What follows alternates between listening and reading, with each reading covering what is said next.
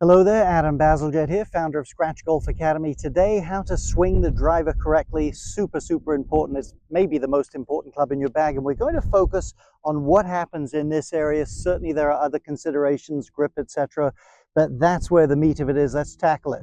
So here's me hitting a driver in slow motion. Now, pretty good backswing there, reasonable start to the downswing. Those things are important, but here's the key we want to pay attention to. That club needs to be very near the ground as it approaches the ball. Look how close to the ground that is.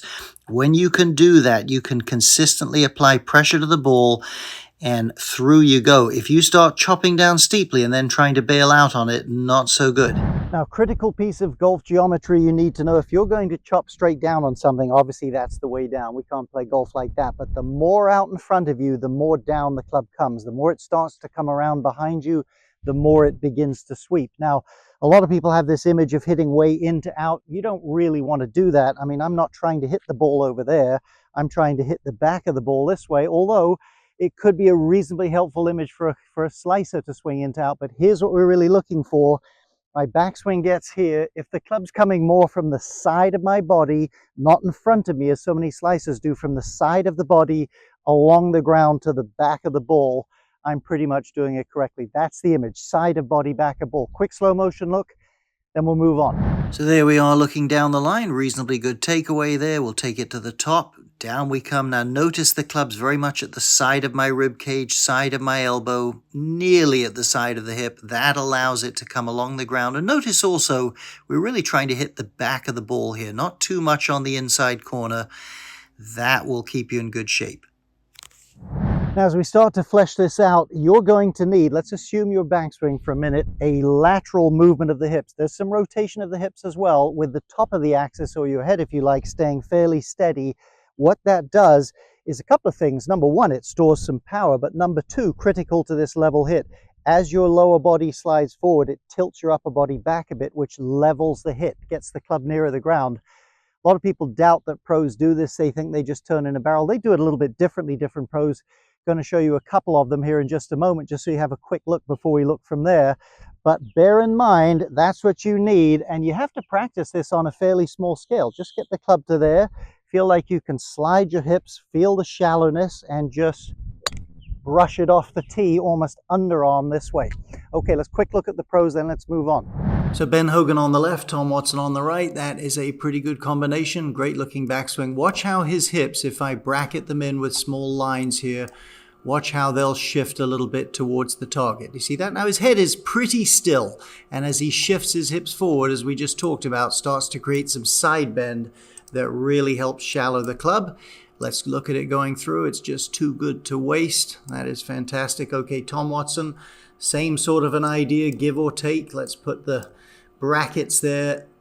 There's that shift forward of the hips, a little less dramatic than Ben Hogan's, but enough to do the job. Obviously, great player. And through he goes.